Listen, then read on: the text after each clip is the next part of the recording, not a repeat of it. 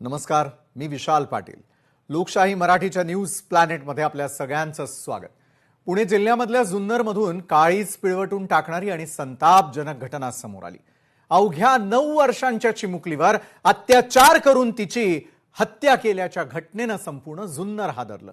जुन्नर तालुक्यामधील पिंपळवंडी गावात ही धक्कादायक घटना घडली. चिमुकलीचा मृतदेह आढळल्यानंतर पोलिसांनी तपासाची चक्र वेगानं फिरवली. सीसीटीव्ही फुटेजच्या आधारे पोलिसांनी एका 25 वर्षीय संशयिताला ताब्यात घेतलं. या घटनेनंतर संपूर्ण परिसरामध्ये संतापाचं वातावरण निर्माण झालं. चिमुकलीवर अत्याचार करणाऱ्या आरोपीला कठोरात कठोर शिक्षा द्यावी अशी मागणी आता जोर धरू लागली आहे. पण या घटनेमध्ये नेमकं काय घडलं? चिमुकली आरोपीच्या संपर्कात कशी आली? सीसीटीव्ही फुटेजमधून पोलिसांच्या हाती नेमके कोणते धागेदोरे लागले आणि या प्रकरणामध्ये आरोपी विरोधात कोणते पुरावे पोलिसांच्या हाती लागलेत? जुन्नरच्या या संतापजनक घटनेचा संपूर्ण घटनाक्रम पाहूया.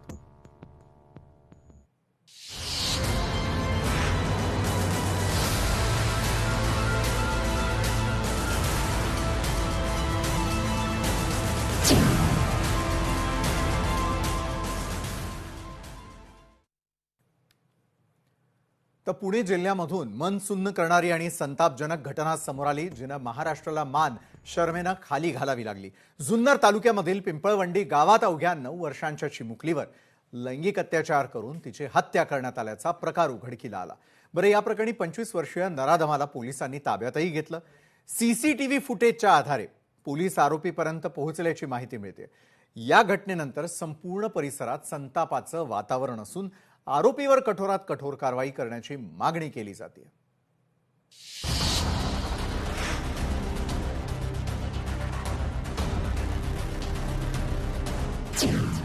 जुन्नरमध्ये चिमुकलीवर अत्याचार करून हत्या. पिंपळवंडी गावातील धक्कादायक घटना. 25 वर्षीय नराधमाला पोलिसांनी केलं गजाआड. अत्याचार हत्येच्या घटनेनंतर पिंपळवंडी ग्रामस्थ संतप्त ग्रामस्थांनी पुणे नाशिक महामार्ग धरला रोखून. पुणे जिल्ह्यातील जुन्नर तालुक्यातल्या पिंपळवंडी गावात मंगळवारी दुपारी ही धक्कादायक घटना घडली. 9 वर्षांची ही चिमुकली 4थीत शिकत होती. तिचे आई वडील रोजच्या प्रमाणे शेतावर मोलमजुरी करण्यासाठी कामावर गेले होते. पीडित मुलीला कांजिण्या झालेल्या होत्या आणि म्हणून तिला आई वडिलांनी शाळेत पाठवलेलं नव्हतं आणि शाळेत न पाठवल्यामुळे ती एकटीच घरी होती. आई वडील दुपारी घरी आले त्यावेळी घरात त्यांना ती चिमुरडी दिसली नाही. त्यांनी नंतर इकडे तिकडे शोधाशोध केली पण ती सापडली नाही. दुपारच्या सुमारास घरात पालक नसल्याची संधी साधून आरोपी मुलीच्या संपर्कात आला. पोलिसांच्या प्राथमिक माहितीनुसार त्यानं सायकल शिकवण्याच्या बहाण्यानं मुलीला घराबाहेर नेलं. अतिशय घाणेरडा आणि क्रूर आहे. तर असे आरोपी पुन्हा पुन्हा अशा प्रक्रिया करू नये आणि कुठल्याही आईबापाच्या पदरी असा गुन्हा परत किंवा असं वाईट प्रसंग येऊ नये म्हणून शासनाने या आरोपीला मृत्यू हा दंड द्यावा, बस एवढीच मागणी आहे. अतिशय वेदनादायक घटना आमच्या पिंपळवडीमध्ये घडली. खरं तर ही अशी घटना घडणं म्हणजे एका महिलेवरती असेल, लहान मुलीवरती असेल अत्याचार होणं हे खूप नेहमीच आपण पाहतो. परंतु याच्यावरती 100% काहीतरी वचक बसला पाहिजे आणि त्याबद्दल प्रशासनाने 100% काहीतरी काळजी घेतली पाहिजे. कारण त्या अशा घटना घडणं हे आमच्या महिलांसाठी असुरक्षिततेचा विषय नेहमीच बनत चाललेला आहे. पोलिसांनी दिलेल्या माहितीनुसार आरोपी मुलीला जवळच्या शेताच्या दिशेनं घेऊन गेला. तिथे तिच्यावर लैंगिक अत्याचार केला आणि त्यानंतर तिची हत्या केल्याचा आरोप आहे. घरी परतल्यानंतर मुलगी दिसत नसल्याचं लक्षात आल्यानंतर कुटुंबियांनी आणि स्थानिकांनी तिचा शोध सुरू केला. या प्रकरणाचा तपास सुरू केल्यानंतर पोलिसांनी परिसरातील सीसीटीव्ही फुटेज तपासलं. निर्लज्जपणाची हद्द म्हणजे हे पाशवी कृत्य करून हा नराधम गावात उजळ माथ्यानं फिरत होता. तपासात पोलिसांना मदत करण्याचं नाटक करत होता. पण सत्याचा पर्दाफाश झाला आणि या नराधमाचा खरा विकृत चेहरा जगासमोर आलाय. सीसीटीव्ही फुटेजमध्ये मुलगी आरोपीसोबत जात असल्याचं पोलिसांच्या निदर्शनास आलं. त्यानंतर 25 वर्षीय नराधमाला ताब्यात घेण्यात आलंय. पोलिसांच्या म्हणण्यानुसार चौकशीत आरोपीनं गुन्ह्याची कबुली दिल्याचं सांगण्यात आलं असून त्यानं पोलिसांना घटनास्थळाची माहिती दिली. मात्र या प्रकरणातील सर्व बाबींचा तपास अद्याप सुरू आहे. मोठ्या मुलाबरोबर खेळत असताना टीव्ही बघत असताना त्यांना घरातून ओळख असून बाहेर घेऊन गेला आणि गावी बाहेर हे जे शेत आहे ते शेतात पुढे जाऊन त्यांनी त्याच्यावर लैंगिक अत्याचार केला आहे आणि त्याची हत्या केली आहे. त्याचं जे आरोपी आहे त्याला ताब्यात घेण्यात आलेलं आहे आणि पुढील जे तपास आहे ते चालू करण्यात आलेलं आहे.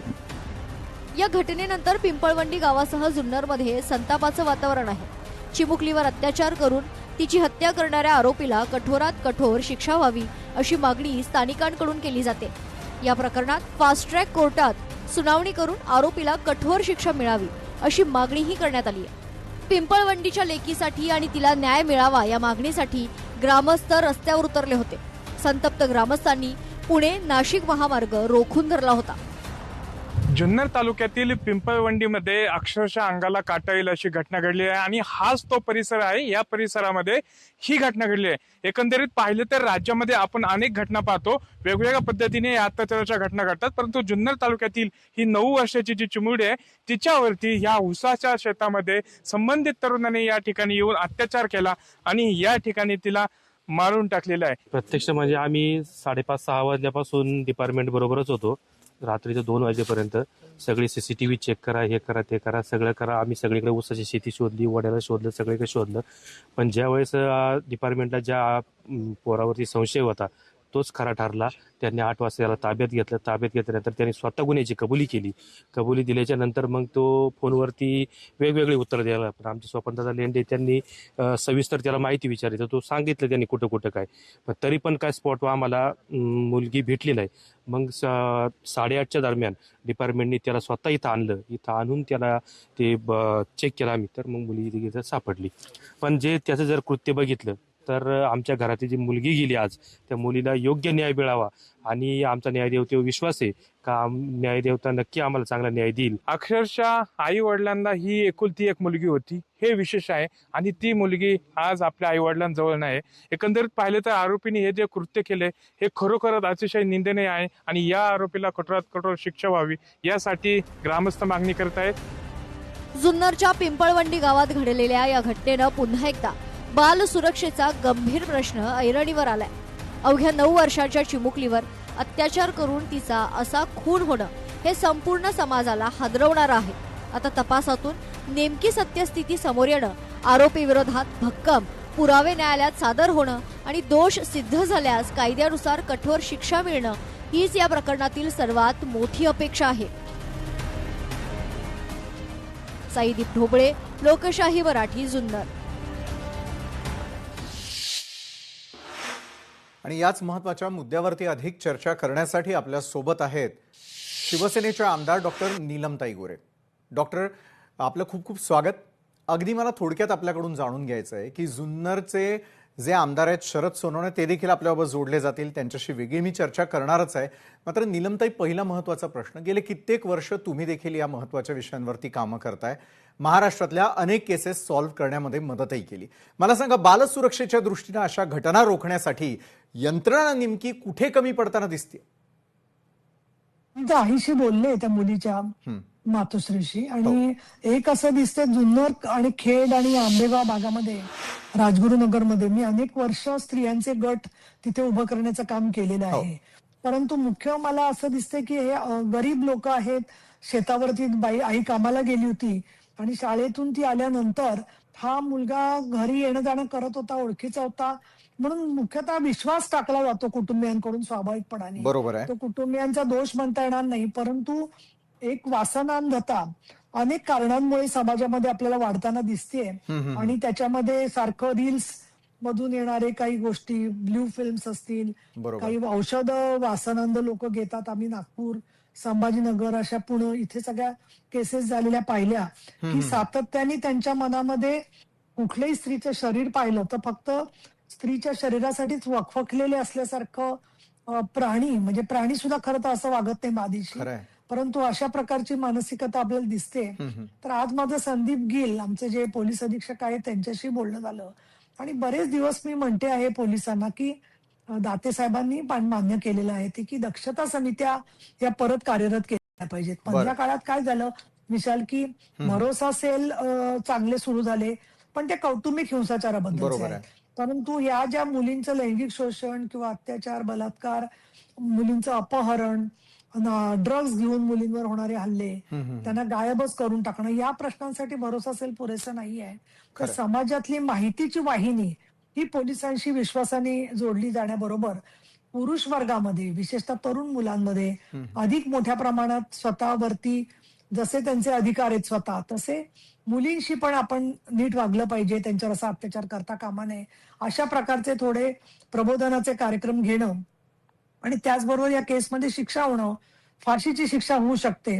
तर त्यावेळेला हे नसरापूरला कशा पद्धतीने फाशीपर्यंत गव्हर्नमेंट पोहोचलं याची सुद्धा माहिती लोकांपर्यंत पोहोचली पाहिजे, जेणेकरून एक भीती लोकांच्या मनात तयार होईल की बाबा जे समाजकंटक आहेत त्यांच्या मनामध्ये, आणि लोकांना पण दिलासा वाटेल की अशा गोष्टी घडतायत. पण मुद्दा काय झाला माहितीये का, नसरापूरची पण घटना झाली, जुन्नरची घटना झाली, याच्या पूर्वी मधल्या काळामध्ये 4-5 महिन्यामध्ये भंडारा, बीड, संभाजीनगर इथे सुद्धा अशाच घटना झालेल्या आहेत. त्यामुळे एक आपल्याला दिसतंय की कुणीही मुलगी सापडली ना की त्याच्यावर झडप मारायची, आणि जेवढी ती लहान असेल, प्रतिकार करू शकणार नाही, तेवढं तिला ताब्यात घ्यायचं. हा जो प्रकार चाललेला आहे ना, त्याच्यात मला असं वाटतं की फार मोठ्या प्रमाणात पुरुष वर्गाला समुपदेशन, प्रबोधन आणि काही जर का कळलं नाही तर कायद्याची भाषा केल्याशिवाय उपयोग होणार नाही.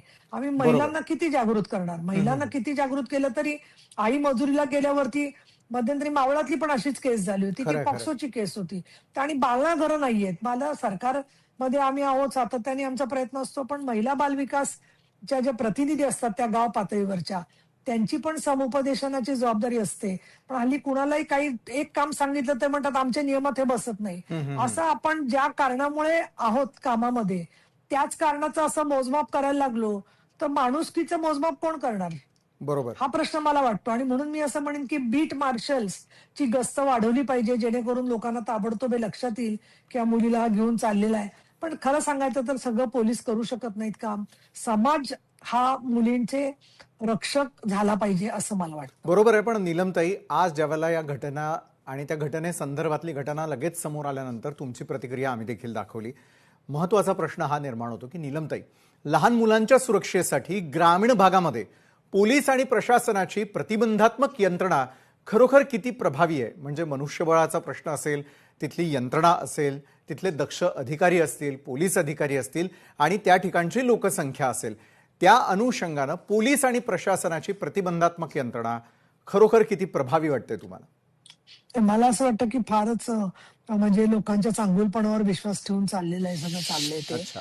कुठेही बालसुरक्षेवरच्या काही गाव पातळीवरती अगदी अफवा सोडले, म्हणजे बालविवाह थांबवणं किंवा कुठे अपहरण झालेल्या मुलीला आणणं. म्हणजे जेव्हा क्रायसिस झाला की गाव सगळं एकत्र होतं आणि लोक कामाला लागतात. पण असं घरामध्येच तुम्ही बघा, किती ठिकाणी घरातलाच माणूस, आजोबा, काका, मामा हे अत्याचार करताना दिसत आहेत, त्याच्यावरती कोणी बोलायला तयार नसतं. आणि म्हणून पोलीस पाटलांची पदं सगळीकडे भरली गेली पाहिजेत. काही गावांमध्ये पोलीस पाटील आहेत, पण पोलीस पाटलांचा सगळ्यांशी संवाद असतो तसं नाहीये. आणि आम्ही एक काम केलं होतं स्त्री आधार केंद्राने काही वर्ष, परंतु त्याला तसा व्यापक पातळीवरती फार अडचणी आल्या, कारण बॉम्बस्फोट किंवा दंगे अशा गोष्टींमध्ये पोलीस फोर्स मग पोहोचू शकत नाही, कारण प्रशिक्षण किती वेळा करणार तो. अशा वेळेला कायदा सुव्यवस्थेचा प्रश्न जेव्हा येतो त्यावेळेला आमच्या लक्षात आलं की आपले कॉन्स्टेबल जे आहेत त्यांचा जास्तीत जास्त संवाद फक्त दंगा झाला की त्यांना आपण पाठवण्यापेक्षा एरवी सुद्धा लोक विश्वासाने त्यांच्याकडे माहिती येत असेल तर गावातले लोक आणि त्यांचा चांगला संवाद होऊ शकतो. एक शेवटचा मुद्दा विशाल, काय झालंय, आपल्या प्रचंड मोठ्या प्रमाणात आपल्या समाजाचं राजकीयकरण झालेलं आहे याच्यासाठी की प्रत्येक गावातला युवक उठतो, तालुक्याला जातो, तालुक्याचा उठतो निघतो आणि जिल्ह्याला जातो, जिल्ह्याचे युवक निघतात आणि मुंबईत जातात, आणि प्रत्येक जण मंत्रालयापाशी जाऊन त्यांचे राहिलेले प्रश्न सोडवण्याचा प्रयत्न करत असतात. अशा वेळेला गावामध्ये राहतं कोण? बायका, मुलं, आणखीन असे काही दांडगट लोक राहतात की जे त्या ठिकाणी कुठल्याही गोष्टीचा असा गैरफायदा घेतात. राजगुरुनगरला एक्झॅक्टली अशीच केस झाली होती की ज्या आरोपीने मुलीवर अत्याचार केला तो शोधण्याचं नाटक करतोय. म्हणजे हे कट कारस्थान करणं हा अतिशय गंभीर गोष्ट आहे. बरोबर आहे. आणि त्याच्यावरती वेळप्रसंगी मला तर वाटतं की गाव पातळीवरती सुरक्षा दलं ग्रामस्थांची केली तर हा सगळा माळकरी भाग आहे. लोक तसे ज्याला आपण की देवाच्या बद्दल आस्था ठेवणारे आहेत, तर त्याच वारकरी मंडळींमधून काही आपण सुरक्षा पथकं केली तर लक्ष राहील असं मला वाटतं. बरोबर आहे. मात्र ही विकृत मानसिकता आहे या संपूर्ण घटनेतून पुन्हा पुन्हा समोर येताना दिसते. नसरापूर प्रकरणातही तेच झालं होतं नीलमताई. आरोपीला पीडित मुलीपर्यंत पोहोचण्याची संधी कशी काय मिळाली हो? म्हणजे काय आहे की स्थानिक पातळीवरती अधिक सतर्कता आवश्यक होती किंवा असायला हवी, ही आता काळाची गरज निर्माण झाली आहे का? म्हणजे मला तर असं वाटतं की सतर्कतेबरोबरच हॅबिच्युअल ऑफेंडर लिस्ट म्हणजे वारंवार गुन्हे केलेले जे आरोपी आहेत त्या आरोपींची माहिती पण तिथल्या स्थानिक पोलिसांना असली पाहिजे. बरोबर.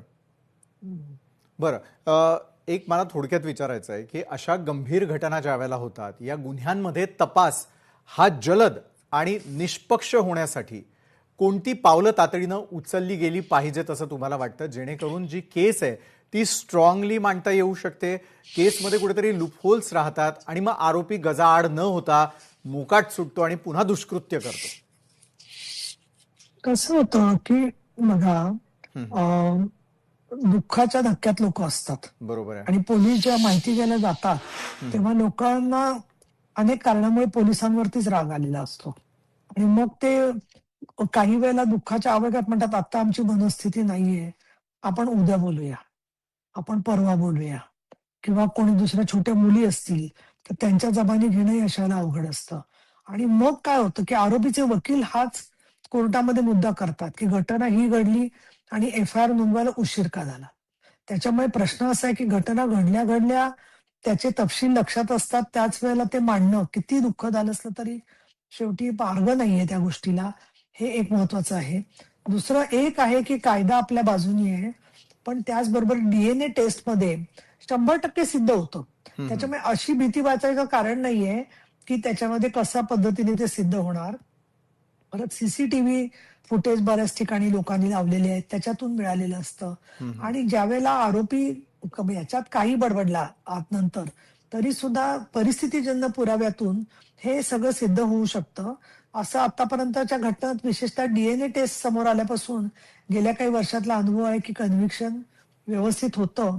दुसरं असं फोरेन्सिकला जे हे जातात ना सॅम्पल्स, हो. तर आता आम्ही या नसरापूरच्या केसमध्ये वगैरे स्वतः फॉलोअप घेतला होता. तर ते ताबडतोब ते सॅम्पल त्यांनी पाठवून विशेष गाडीने करून घेतलं होतं सगळं. तर काही वेळेला मला म्हणजे यंत्रणेतलेच लोक सांगतात की 4-4, 5-5 दिवस सॅम्पल पडून राहतात, मग त्याच्यात काय तथ्य राहील. त्यामुळे बरोबर आहे. आता फोरेन्सिकच्या व्हॅन सरकारने केलेल्या आहेत, पण प्रत्येक फोरेन्सिकचं सॅम्पल गेलंय की नाही वेळेवर हे बघणं पण तेवढंच गरजेचं आहे असं मला वाटतं. आणि केमिकल अनालिसिस पण येणं गरजेचं आहे की ज्याला अलीकडे कमीत कमी 15-20 दिवस, महिना तरी लागतो केमिकल अनालिसिसला. आणि त्याच्यामुळे काय समजा काही गुंगीचं औषध पाजलं असेल किंवा ते प्रतिकार करू, अशा अनेक गोष्टी गुन्ह्याच्या मध्ये असतात की ज्या स्वबरकरणी लक्षात येत नाही, कारण ती बिचारी जिवंतच नाहीये. कळणार कसं यांनी नक्की काय काय केलं पद्धतीने तिचं हे केलं. आणि तिने बोलू नये म्हणून दुसरं अजून 2 केसेसमध्ये मी पाहिलं, विशाल इतकं अस्वस्थ करणार आहे की बोळा किंवा पहिलं त्या मुलीच्या तोंडात काहीतरी कोंबतात की जेणेकरून तिचा आवाजच बाहेर पडू नये. म्हणजे किती घुसमटत असेल तो जीव त्या कल्पनेनी, पण आपल्याला अस्वस्थ वाटतं. पण दुसरं असं आहे की या गोष्टी झाल्यावरती दुर्दैवानी सोशल मीडियावरती याच्या संदर्भामध्ये प्रचंड जशा म्हणजे तिरस्काराच्या प्रतिक्रिया येतात, त्याचबरोबर काही लोक त्याच्यामध्ये सुद्धा मुलगीचा फोटो मिळाला नाही ना तर मला धक्का बसतो, दुसरीच मुलगी पॉक्सोची केस म्हणून दाखवतात. असं त्यांनी बापरे. केलं होतं नसरापूरच्या धक्कादायक. केसमध्ये. म्हणजे आता याला काय विकृतीला आहे बोलायचं. मग आम्ही सगळ्यांना सांगतो की हे फॉरवर्ड करू नका, डिलीट करा, पोलिसांना कळवा. पण ही एक मानसिकता आहे की प्रत्येकाला त्यांचा तपशील सगळ्या जणांचा माहिती असतो. आणि खरं तर पिंपळवंडी असं म्हणायला पण नाही पाहिजे. माझा बघा बाईट तुम्ही जुन्नर तालुक्यातलं एक गाव किंवा बरोबर. गुन्हा नंबर कुठला हे आपण बोललं पाहिजे की जेणेकरून त्या गुन्हा नंबर म्हटलं की आलंच ना कुठला गुन्हा आहे त्याचा साहजिक तपशील जो आहे. आहे तो केस सगळा कळते. येत असतो. फक्त मला या निमित्ताने एक असं वाटतंय की आपल्या आसपास जेव्हा मुलगी एकटी चाललेली असते तर तिला ती कोणाबरोबर चाललीये किंवा काय चाललंय याच्यावरती थोडंसं आपल्या मधल्या स्त्रियांनीच आणि पुरुषांनी थोडं लक्ष ठेवलं तर एखाद्याच पटकन लक्षात येऊन तो डाव त्यांचा हाणून पाडला जाऊ शकतो. एक छोटं उदाहरण सांगून मी थांबते की आम्ही काम करत असताना फार पूर्वी भावे म्हणून कमिशनर होते पुण्यामध्ये, आणि माझ्याकडे अशी केस आली की वडीलच मुलीवरती अत्याचार करायचा प्रयत्न करायचे दारू पिऊन. कुटुंब सगळं उद्ध्वस्त झालं असतं. अशा परिस्थितीत आम्हाला कळेना काय करायचं ते. आई रडून रडून सांगत होती, की आमचं म्हणजे मुलं छोटी आहेत, माझं काय होणार? मग आम्हाला भावे साहेबांनी सांगितलं, की मी काय करतो, तिचं संध्याकाळचा दारू प्यायचा त्याचा वेळ जो आहे ना, त्यावेळेला जाऊन आमची पोलिसची गाडी थांबेल, थोडा वेळ सायरन वाजेल आणि मोठ्या आवाजात एक पोलीस म्हणेल, की काय ठीक चाललंय ना सगळं? मग ती पोलीस गाडी त्या ठराविक वेळेला येऊन थांबायची. आणि मग असं करता करता ते कळायला लागलं, की कोणावर तरी संशय आहे, त्याच्यामुळे ही पोलीस गाडी इथे येऊन थांबते. आणि अच्छा. त्याच्यानंतर तो माणूस करायचा थांबला आणि कसं बघा नियती, मुलगा मोठा झाला होता तोपर्यंत. एक दिवस परत वडिलांनी बहिणीवरती असा प्रयत्न सुरू केल्यावर त्या मुलांनी बापाला चांगलं बदडून काढलं आणि तिथे तो सगळा प्रकार थांबला. बरं. म्हणजे माझं काय म्हणणं आहे, कम्युनिटी इंटरव्हेन्शन, समाजाचा हस्तक्षेप आणि कुटुंबाचा साथ या दोन्ही गोष्टी जेवढं त्याचं लोकांना इंटरेस्ट असेल. मला काय वाटतं, ब्रेकिंग न्यूज मला बघितली की लोक म्हणतात, पण मी 10 दिशा पुस्तकामध्ये हेच घातलेलं की समाजाने प्रतिबंध हिंसा न करता सुद्धा कसा करता येईल. तर आपले लोक म्हणतात आम्ही एन्काउंटर करतो. अरे एन्काउंटर करून तुम्ही जेलमध्ये जाल सगळेजण. त्याच्यामुळे मुद्दा असा आहे की अशा पद्धतीच्या हिंसा व्हावी की नाही हा वेगळा विषय आहे, पण त्याला धडा शिकवण्यासाठी कायद्याच्या मार्गाने आपल्याला जायला लागेल एवढं नक्की आहे. बरोबर आहे. सतर्कता हेच समाधान आहे असं तुमच्याशी बोलल्यानंतर लक्षात येतं. तुम्ही अनेक उदाहरणं दिली आणि या उदाहरणांमधून पुढच्या काळात तरी फास्ट ट्रॅक कोर्टामध्ये सुनावणीची जी मागणी होती आहे ती लवकरात लवकर पूर्ण व्हावी एवढीच अपेक्षा ठेवूयात. धन्यवाद नीलमताई, तुम्ही आमच्यासोबत जोडला गेलात आणि या महत्त्वाच्या विषयावरती चर्चा केली त्यासाठी. जुन्नरमध्ये घडलेल्या या घटनेनं अक्षरशः महाराष्ट्र पुन्हा एकदा सुन्न झाला. कारण नसरापूरची पुनरावृत्ती आहे की काय अशी शंका यावी इतकं क्रूर कर्म त्या ठिकाणी पार पडलं. जुन्नरचे आमदार शरद सोनवणे यावेळेला आपल्यासोबत जोडले गेले आहेत. शरदजी, लोकशाही मराठीच्या न्यूज प्लॅनेटमध्ये आपलं स्वागत. शरदजी, कठोर कायदे असूनही बालकांवरील अत्याचार का थांबताना दिसत नाही? कायदा कठोर आहे की त्याची अंमलबजावणी कमकुवत होताना दिसतेय? ही जी घटना आहे याचं संपूर्ण त्या ठिकाणचे आमदार म्हणून तुम्ही आढावा घेतलेला असणार. काय फॅक्ट समोर आल्या? आरोपीच्या बाबतीमध्ये काय समोर आलेलं आहे? अतिशय दुर्दैवी घटना आहे. छत्रपती शिवाजी महाराजांचा जन्माचा हा तालुका आहे. माझं स्वतःचं गाव पिंपळवंडी आहे. हो. आणि या गावामध्ये ही घटना माझ्या स्वतःच्या गावामध्ये घडते याचं मला फार त्या ठिकाणी मला लज्जा वाटते. खर तर कायदा आणि सुव्यवस्थेचा विषय हा विषय जरी आपल्या सर्वांच्या समोर असला तरी त्याची मुलगी आहे 9 वर्षाची.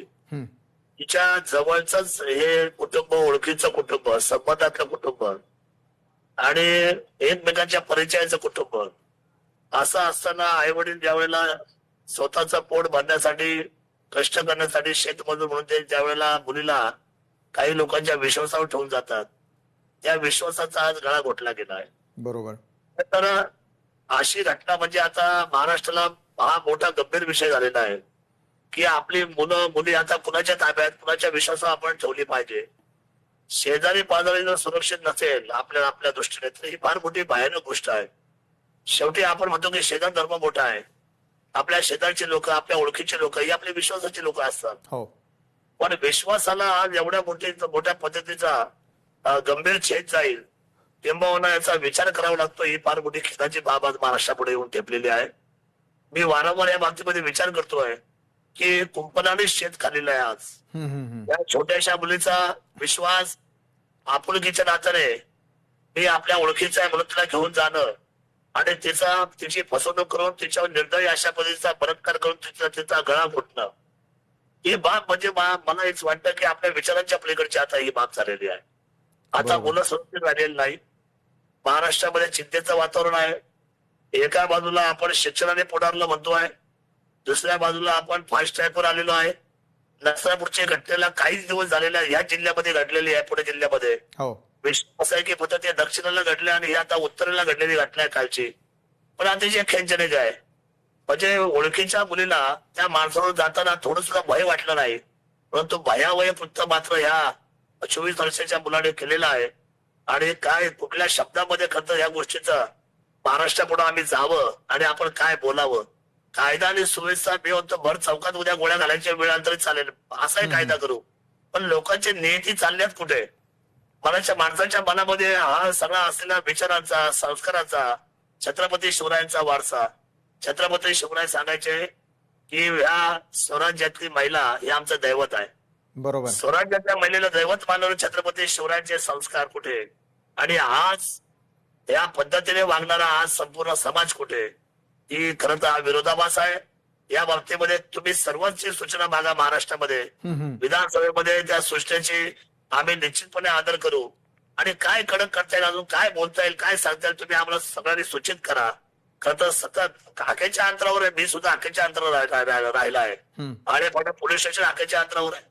शेजारचं कुटुंब, ओळखीचं कुटुंब, आणि या मुलीला घेऊन जाते आणि बलात्कार करते आणि त्याचा गळा दाबून खून करतोय. याचं काय आता मला सांगायचं काय उत्तर असू शकतं महाराष्ट्रामध्ये? बरोबर आहे शरदजी. मात्र या संपूर्ण घटनेनं महाराष्ट्राला आणखी काय शिकवलं? दुसरी गोष्ट, जो नराधम आहे आणि त्यांचे कुटुंबीय आहेत त्यांच्यावरती कोणत्या प्रकारची कारवाई होणं गरजेचं आहे, आणि जे पीडित कुटुंब आहे त्यांना न्याय मिळवून देण्यासाठी आपण आमदार म्हणून कशा प्रकारे या घटनेकडे पाहताय, लक्ष घालणार आहात, कशा प्रकारे न्याय मिळवून देणार आहात? निश्चितच देवेंद्रजी यांना माझी विनंती राहील, दोन्ही असलेल्या उपमुख्यमंत्र्यांना माझी विनंती एवढीच राहील, घटना वारंवार घडून लोकांमध्ये भय नाही. फास्ट ट्रॅकवर घेऊन फाशी तर लटकेपर्यंत मरतपर्यंत फाशी द्याच, पण याच्याही पुढच्या अजून काही समजा सूचना येतील आज माध्यमातून म्हणा, पत्रकारांकडून म्हणा, किंवा समाजाकडून म्हणा, जनतेकडून म्हणा, आपल्याला वाटेल त्या पद्धतीचा आपण कायदा आपण कडक करू, परंतु ह्या गोष्टी मात्र संपल्या पाहिजे. याची भीती मात्र समाजामध्ये, त्याची दाहकता या कायद्याची व्हायला पाहिजे. आणि या कुटुंबाला न्याय देण्यासाठी त्याला मरतपर्यंत फाशी ही तातडीने व्हावी, जास्त विलंब न लावता. इथं त्यांनी गुन्हा मान्य केलाय, त्यांनी कबुली जाऊन दिलेला आहे, त्यामुळे आता विशेष काय राहिलेला नाही. तातडीने याच्यावर निर्णय व्हावा आणि तो महाराष्ट्राने पाहावा, जेणेकरून फास्ट ट्रॅकवर महाराष्ट्र आता कायद्यामध्ये सक्षम झालेला आहे, आणि महिलेच्या बाबतीमध्ये चूक करणाऱ्या माणसाला शासन हे तातडीचं आणि त्वरित होईल अशा पद्धतीची अंमलबजावणी होणं, त्याच्यासाठी मी स्थानिक आमदार म्हणून कटिबद्ध राहील. या कुटुंबाला न्याय मिळवून देईल, आणि या गोरगरिबांच्या असलेल्या स्वप्नांचा जो आज राग रांगोळी झालेली आहे, जो चुराडा झालेला आहे, त्या कुटुंबाला सांत्वनापणे या मुलीला न्याय मिळवून देणं, तिच्या मृत्यूनंतर ही आपल्या सर्वांची नैतिक जबाबदारी राहील. बरोबर आहे. त्या नैतिक जबाबदारीचा स्वीकार करूनच मला तुम्ही कायद्याचा मगाशी विषय उपस्थित केला म्हणून विचारावं असं वाटतं की बाल सुरक्षेसंदर्भातले कायदे आणखी कठोर करणं गरजेचं आहे का? बाल सुरक्षेसंदर्भातले असलेले कायदे आतापर्यंत जे आहेत ते पुरेसे वाटताना दिसत आहेत का? कारण ग्रामीण भागामध्ये नसरापूर हत्या प्रकरण असेल, बलात्कार प्रकरण असेल, किंवा जुन्नरमध्ये घडलेली त्याची पुनरावृत्ती असेल, या घटनाच घडू नये. बाल सुरक्षेसंदर्भामध्ये तुम्ही आम्ही मिळून काय करायला हवं? कारण मगाशी तुम्ही मुख्यमंत्र्यांना देखील आवाहन केलेलं आहे, आणि तुमचा आवाज हा थेट लाखो जनतेपर्यंत महाराष्ट्रातल्या आपल्या आपण पोहोचवण्याचं काम करतोय. मात्र कुठलाही आमदार असेल, स्थानिक नगरसेवक असतील, त्या ठिकाणचे लोकप्रतिनिधी असतील, त्यांना अशा प्रसंगाला सामोरं जायचं नसेल तर स्थानिक पातळीवरती बाल सुरक्षेसाठी तुम्ही आम्ही मिळून काय करायला हवं? 100% आपला विषय महत्वाचा आहे. बाळ सुरक्षितताच विषय आता ऐरणीवर आलेला आहे. 4 वर्ष, 5 वर्ष, 7 वर्ष, 9 वर्ष, 12 वर्ष, 13 वर्ष, म्हणजे ज्या मुलींना अजून समज नाहीये स्वतःच्या आयुष्याची, ज्यांच्याकडे अजून तारुण्याची वाटचाल नाहीये, अशा छोट्या छोट्या मुलीवर हा प्रसंग घडतोय. आणि निश्चितपणे बाल अवस्थेतल्या सगळ्या असलेल्या मुली अतिशय आता वेगवेगळ्या घटनेला बलात्काराला सामोरं जात आहेत. ही महाराष्ट्रासाठी चिंतेची बाब आहे. बाल सुरक्षेचा कायदा कडक करणं आणि त्याच्यावर विविध उपाययोजनेवर चर्चा घडवून आणणं, या विधानसभेमध्ये आणि कायद्याचं स्वरूप बदलणं, यासाठी आपण निश्चितपणे सर्वांचे मतं जाणून घेऊ. आणि बाल सुरक्षेचा कायदा अतिशय शीघ्र गतीने, तातडीने, आणि तेवढाच तो कडक, आणि लोकांना म्हणजे नराधमांना, जे वाईट कृत्य करतात, ज्यांच्याकडे नियत राहिलेलं नाही, जे मनुष्याच्या नावाला काळिंबा फासवणारे लोक ज्या समाजात वापरतात, त्यांना मात्र या सगळ्या बाबतीतला धडा शिकवण्याचा कायदा, हा बाल कल्याण कायदा, हा सुरक्षित कायदा आपण केला पाहिजे. या मताशी मी 1,00,000% सहमत आहे. बरोबर आहे. पिंपळवंडीमध्ये जे काय घडलं त्याची पुनरावृत्ती होऊ नये ही तुमची, माझी, आपल्या संपूर्ण समाजाची जबाबदारी आहे. धन्यवाद शरदजी. वेळात वेळ काढून तुम्ही या संपूर्ण चर्चेला महाराष्ट्रासमोर मांडण्याचा प्रयत्न केला. थेट मुख्यमंत्र्यांना तुम्ही आवाहन करताय, आणि या संदर्भातला कायदा तयार व्हावा या दृष्टीनं लोकशाही मराठी देखील तुमच्या सोबतीला आहे. धन्यवाद तुम्ही वेळ दिलात त्यासाठी. धन्यवाद. चौपाटीवरील साचलेल्या कचऱ्याच्या समस्येबाबत लोकशाही मराठीनं चालवलेल्या धडक मोहिमेला मोठं यश मिळालं होतं. उपमुख्यमंत्री एकनाथ शिंदे यांनी या मोहिमेची दखल घेत महाराष्ट्र प्रदूषण नियंत्रण मंडळाचे अध्यक्ष सिद्धेश कदम यांना यावर लक्ष घालण्यास सांगितलं. त्यानंतर एमपीसीबीनं सलग 36व्या दिवशी महापालिका प्रशासनाला या संदर्भात फैलावरती देखील घेतलं होतं. चौपाटीवर पर्यटकांच्या जनजागृतीसाठी आणि स्वच्छता राखण्यासाठी 48 तासांच्या आत सूचना फलक लावण्याचा स्पष्ट अल्टिमेटम MPCBनं पालिका प्रशासनाला दिला होता. मात्र त्यानंतरही ढिम्म प्रशासन जागं झालं नाही. चौपाटीवरील कचरा जसाच्या तसाच पडू नये.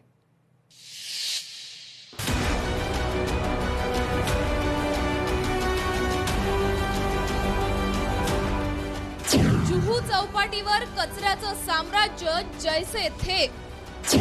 लोकशाही मराठीच्या धडक मोहिमेनंतरही पालिका प्रशासन ढिम्म. MPCBने आदेश दिल्यानंतरही कार्यवाही नाही. प्रदूषण महामंडळ आता काय कारवाई करणार? जुहू चौपाटीवरील साचलेल्या कचऱ्याबाबत लोकशाही मराठीने सातत्याने मुद्दा लावून धरलाय. पर्यटक आणि स्थानिक नागरिकांना होणाऱ्या त्रासाबाबत आवाज उठवत स्थानिक नगरसेविका, स्थानिक आमदार, मुंबईच्या महापौर यांना याबाबत विचारणा केली. मात्र त्यानंतरही पालिकेचं ढिम्म प्रशासन जागं झालं नाही. त्यानंतर या संदर्भात महाराष्ट्र प्रदूषण नियंत्रण महामंडळाचे अध्यक्ष सिद्धेश कदम यांनी प्रत्यक्षात पाहणी करून संबंधित अधिकाऱ्यांना आदेश देत चौपाटी स्वच्छ करण्याच्या सूचना दिल्या. स्वतः उपमुख्यमंत्री एकनाथ शिंदे यांनीही सरकारकडून याची गंभीर दखल घेतल्याचं सांगितलंय. मात्र 48 तासांचा हा अल्टिमेटम उलटून गेल्यानंतरही पालिकेला जाग आलेली नाही. बुधवारी 38व्या दिवशीही जुहू चौपाटीवर एकही नवीन सूचना फलक पाहायला मिळत नाही. पालिका प्रशासनाच्या या ढिसाळ आणि बेफिकीर कारभारामुळे 38व्या दिवशी सुद्धा जुहू चौपाटीवर कचऱ्याचं साम्राज्य जसंच्या तसं पाहायला मिळतंय. चेअरमन MPCB सिद्धेश कदम यांनी कोऑर्डिनेट करून जुहू बीच स्वच्छतेला प्रारंभ केलेला आहे. मी त्यांचं अभिनंदन करतो. आणि ही जी काही अभियान जे आहे हे एका दिवसाचं पुरतं मर्यादित न ठेवता सगळेच आपले जे काही बीच आहेत हे समुद्र स्वच्छ असला पाहिजे यासाठी MPCBने पुढाकार घ्यावा अशा सूचना मी दिलेल्या आहेत. जुहू चौपाटीवरील सातत्याने येणाऱ्या कचऱ्याच्या परिस्थितीचा आढावा घेतलाय आमच्या प्रतिनिधी मीनाक्षी म्हात्रे यांनी. मागच्या अनेक दिवसांपासून मुंबईच्या प्रसिद्ध अशा जुहूच्या समुद्रकिनारी कचऱ्याचं साम्राज्य पसरलेलं आहे आणि हीच परिस्थिती दर दिवशी लोकशाही मराठी म्हणून आम्ही दाखवत आहोत. आज 38वा दिवस आहे. आपण पाहतोय की 2 दिवसापूर्वीच महाराष्ट्र प्रदूषण नियंत्रण मंडळाच्या वतीनं लोकशाही मराठी म्हणून आम्ही जी सातत्यानं इथला आढावा घेत इथली परिस्थिती दाखवत आहोत. खरं तर समुद्राच्या किनारी वाळू ही आजही आपल्याला पाहायला मिळत नाहीये. नुसताच कचरा जो आहे तो या सगळ्याच समुद्रकिनारी आपल्याला पाहायला मिळतो आणि त्याच कचऱ्यातनं जे आहे ते सर्वसामान्य मुंबईकर जे आहेत ते आजही चालत आहे. मी ज्या ठिकाणी उभी आहे तिथली देखील दृश्य आपण पाहू शकतो की किती खोलवर हा पाय आतमध्ये जात आहे. खरं तर इथे चालण्यासारखी देखील परिस्थिती आजही आपल्याला पाहायला मिळत नाहीये. मात्र ही परिस्थिती पालिका प्रशासनाच्या लक्षात का येत नाहीये, का गांभीरता पालिका प्रशासनाला वाटत नाहीये. तर जे 48 तासांचं अल्टिमेटम सिद्धेश कदम यांनी महापालिकेला दिलेलं होतं हे आता अल्टिमेटम संपलेलं आहे. 48 तास हे उलटून गेलेले आहेत. आता नेमकं MPCBच्या वतीनं काय नेमकी कडक कारवाई यावरती केली जाते याकडे लोकशाही मराठीची करडी नजर असणारच आहे. प्रसिद्ध पर्यटन स्थळ असलेल्या जुहू चौपाटीवर दररोज हजारो नागरिक आणि पर्यटक भेट देतात. परंतु चौपाटीवर पसरलेल्या कचऱ्यामुळे प्रदूषणाचा धोका निर्माण झालाय. MPCBने प्रशासकीय स्तरावर तातडीने पावले उचलण्याचे आदेश देऊनही पालिकेने याकडे दुर्लक्ष केलंय. 48 तासांची मुदत संपूनही कोणतीही ठोस कारवाई किंवा सूचना फलक न लावल्यानं पालिकेने प्रदूषण नियंत्रण मंडळाच्या आदेशालाच एक प्रकारे केराची टोपली दाखवल्याचं चित्र आहे. पालिका प्रशासनाच्या या उदासीन धोरणामुळे पर्यटकांसह स्थानिक नागरिकांमध्ये तीव्र संताप व्यक्त केला जातोय. आता 48 तासांची मुदत संपल्यानंतर आणि परिस्थिती जैसे थे राहिल्यामुळे महाराष्ट्र प्रदूषण नियंत्रण मंडळ महापालिका प्रशासनाविरोधात काय कठोर कायदेशीर किंवा प्रशासकीय कारवाई करणार याकडे सर्वांचं लक्ष लागलंय. यावर तिथल्या नागरिकांशी बातचीत केली आहे आमच्या प्रतिनिधी मीनाक्षी म्हात्रे यांनी. मुंबईच्या प्रसिद्ध अशा जुहूच्या समुद्रकिनारी मागच्या अनेक दिवसांपासून कचऱ्याचं साम्राज्य पसरलेलं आहे आणि वारंवार ही सत्य परिस्थिती आम्ही दाखवण्याचा प्रयत्न करतोय। आज या सगळ्या परिस्थितीचा आढावा घेत असताना 38 दिवस उलटत आहेत। आज देखील तितकाच कचरा आपल्याला या संपूर्ण जुहूच्या समुद्रकिनारी पाहायला मिळतोय। कचरा उचलला जातो, तिथेच साठवून ठेवला जातो आणि पुन्हा एकदा समुद्राच्या पोटात हाच कचरा जातो। इथले काही नागरिक आहेत, आपण त्यांच्याशी बातचीत करूया। सर, तुम्ही दर दिवशी ते वॉक करायला येता, काय परिस्थिती आज आपल्याला पाहायला मिळते? आम्ही स्वतः 38 दिवस झालं इथली पाहणी करतोय, सातत्यानं जी सत्य परिस्थिती आहे दाखवण्याचा प्रयत्न करतोय। पालिकेला आजही जाग आलेली नाहीये का, काय वाटतं? नाही, असंच वाटतंय, कारण आता हे पाहिलं ना, हे दरवर्षीचं दुखणं आहे, पण गेली 2 वर्षे जरा जास्त अॅग्रेवेट झालेलं दिसतंय। आणि 2 वर्षापूर्वी पाहिलं ना, बीएमसी रेग्युलर हे करत होती, पण आता 2 वर्षापूर्वी काय त्याचा कॉन्ट्रॅक्टर बदलला किंवा काय माहित नाही, त्यामुळे रेग्युलर होत नाहीये। आणि मुळात लोकांची चुकी आहे, मी मान्य करतो, लोकांनी नाल्यात टाकतात वगैरे, पण मुळात रोग येण्यापूर्वी जर तुम्ही इलाज केलात, म्हणजे जे नाल्यातून येतं, नाल्याला तुम्ही स्क्रीन केलं, तिथून अडवलं कचरा किंवा हे, तिथून तुम्ही हे केलं तर ते इझी होईल। पण आता तुम्ही नाल्यात आल्यानंतर, समुद्रात मिळाल्यानंतर ते करणं ती लेंथी प्रोसिजर। हमारे खुद जो यहाँ पे मुंबई कर है या जो भी इंसान है, जो भी यहाँ पे रहते हैं, सबको अपनी जिम्मेदारी समझते हुए इस कचरे के बारे में सोचना होगा। घर से लेकर घर में जो आप इकट्ठा करते हो या म्यूनसिपैलिटी को देते हो आप लोग, उसके बारे में ज्यादा ध्यान दें। जब घर से ही सफाई रहेगी तो यहाँ भी रहेगी, और गवर्नमेंट मुझे लग रहा कर तो रही है, बट अब कितना वो आप लोगों से यहाँ पे पता कर। जुहू चौपाटी स्वच्छ ठेवणं हे जसं नागरिकांचं प्रथम कर्तव्य आहे, तशीच मुख्य जबाबदारी पालिका प्रशासनाची आहे। भरतीमुळे दररोज समुद्रकिनारी कचरा येत असल्याचं ढोबळ कारण देणाऱ्या पालिका प्रशासनाला हा कचरा समुद्रात जाऊ नये, जलप्रदूषण वाढू नये यासाठी ठोस उपाययोजना करण्याचं आजवर का सुचलं नाही, हा खरा महत्त्वाचा प्रश्न आहे। मुंबईचा हजारो टन कचरा दररोज समुद्रात जातो, निसर्ग आपलाच कचरा आपल्याकडे परत फेकतोय। वर्षानुवर्ष हे चक्र सुरू असताना याबाबत पालिकेला ठोस काही उपाय करायचे नाहीत आणि दररोज शेकडो टन कचरा उचलल्याचं दाखवून त्याचा मलिदा खायचा आहे का, असे अनेक प्रश्न या निमित्ताने उपस्थित होत आहेत। मात्र लोकशाही मराठी या संपूर्ण प्रकरणावर सातत्याने पाठपुरावा करत असून प्रशासनाला जाब विचारत राहणार आहे। मीनाक्षी म्हात्रे, लोकशाही मराठी, मुंबई।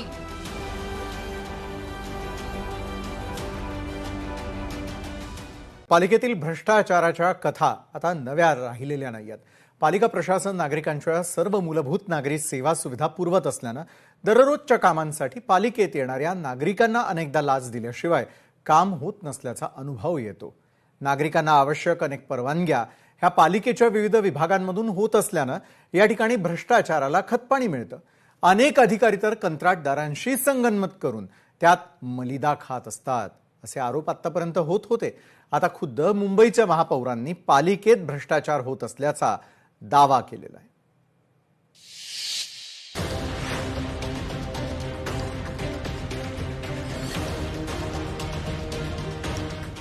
पालिकेत कुंपणच शेत खातंय। महापौरांनीच केला पालिकेतील भ्रष्टाचाराचा पर्दाफाश। पालिकेच्या जनसंपर्क अधिकाऱ्यांच्या चौकशीची मागणी। मुंबई महापालिका महापौर रितू तावडे यांनी महापालिका आयुक्तांना पत्र पाठवून जनसंपर्क विभागासाठी स्वतंत्र सहाय्यक आयुक्तांची नियुक्ती करण्याची मागणी केली आहे। जनसंपर्क विभागाचं काम महापालिकेची प्रतिमा उंचावण्यासाठी आणि जनजागृती प्रभावी करण्यासाठी सहाय्यक आयुक्तांची नियुक्ती करावी, अशी महापौर रितू तावडे यांनी पत्राद्वारे मागणी केली आहे। जनसंपर्क विभागातील कामकाजावर महापौरांनी नाराजी व्यक्त केली असून त्यांनी मुख्य जनसंपर्क अधिकारी तानाजी कांबळे यांच्या कार्यपद्धतीवरच शंका उपस्थित केली आहे। एक्सटेन्शन देण्यासाठी महापौरांचं नाव टाकून पुन्हा अशा पद्धतीचा एक्सटेन्शनचा प्रस्ताव पास करण्याची मुंबई महानगरपालिकेच्या काही अधिकाऱ्यांची तर ह्याच्यामध्ये हे नाही। मग आपण ते बोलतो ना,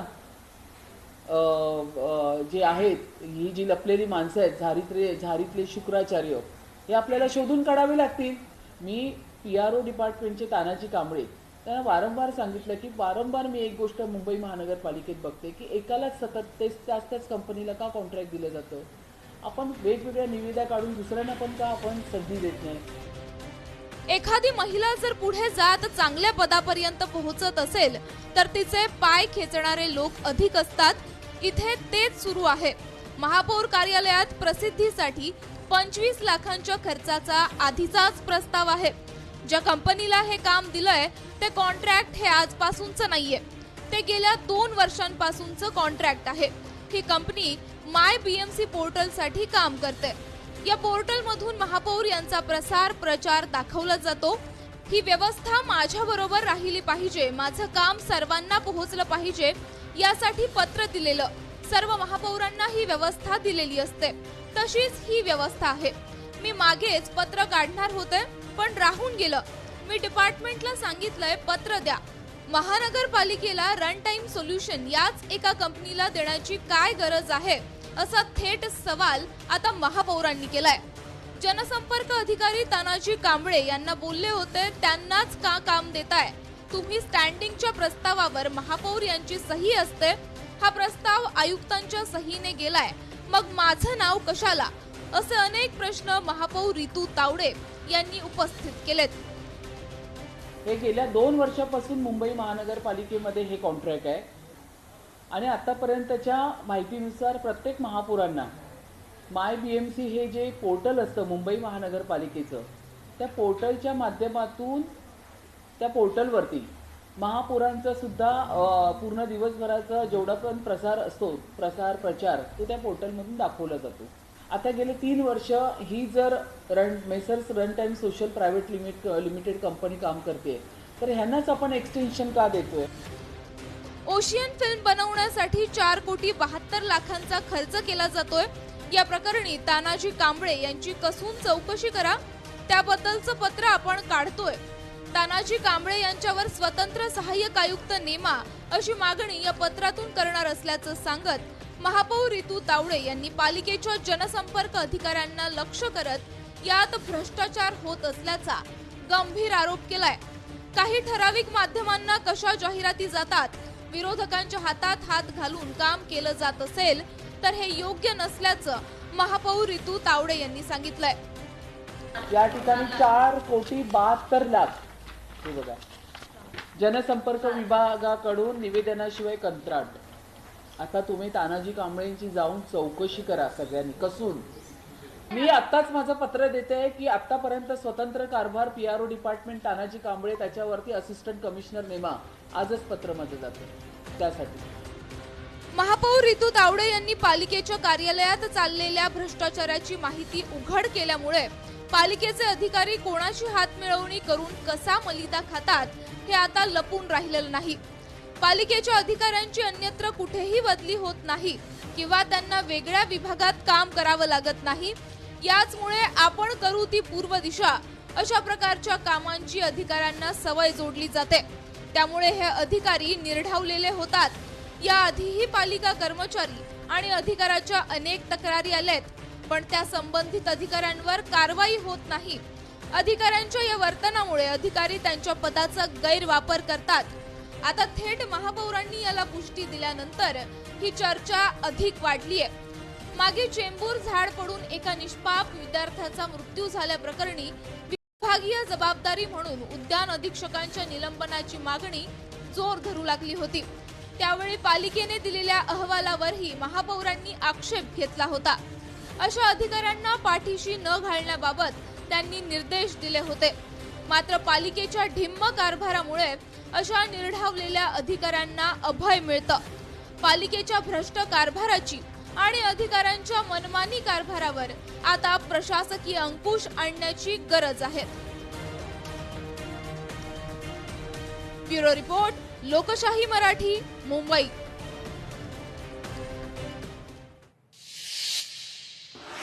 तर आजच्या न्यूज प्लॅनेटमध्ये आता वेळ झालेली आहे. इथंच थांबण्याची. ताज्या घडामोडींसाठी पाहायला विसरू नका लोकशाही मराठी.